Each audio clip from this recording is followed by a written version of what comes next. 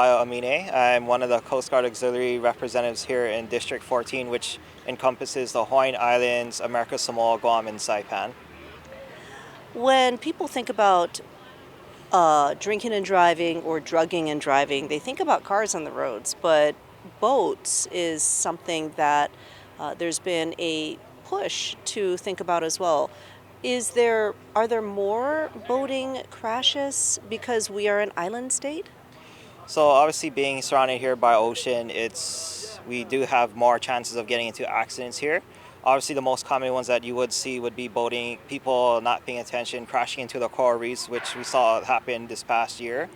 Obviously boating and drinking essentially it's almost kind of unreported in a way because you're out there in the ocean, there's no cops, there's no law enforcement people to actually see you in that action all the time. So it may be higher, it could be lower. It's hard because unlike the roads where the cops are always there, it also takes the boat owners and the public to know that, hey, these are the consequences of drinking and boating out there, but it may be underreported just because there's no one in the act to catch them at that time. I see. I wonder if that makes it more deadly as well, because if someone's going to pass out and there's water around.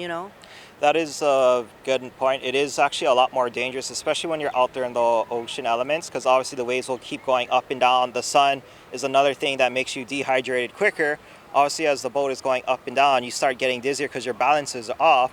And the other part too is when you're out in the ocean, you're miles away from help. Instead of having EMS or paramedics, Coast Guard, or people there to get you in under 30 minutes, since you're out farther, it may take several hours to get out to you. So obviously boats are also dangerous because they have their engine propeller. So if you fall overboard, you can hit your head while you're going off the boat, or you can get run over by your own boat, which will lead to further extensive injuries. So it can be a lot more dangerous, especially when you're boating out there and you're miles away from shore, so no one can come and help rescue you quicker.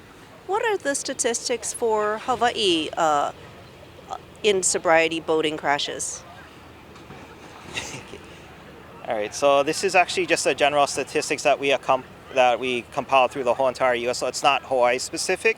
So in 2022, there was 5.4 deaths per 100,000 boaters, and in 2021, there were almost 5.5 deaths per 100,000 accidents. Even though the numbers are decreasing by 16% over the past 2 years, that is a number that is still too high, because obviously in a perfect world, we want no boating accidents related to alcohol, to drinking and driving on the ocean. So our main goal is to get that number down to zero to help keep people safe.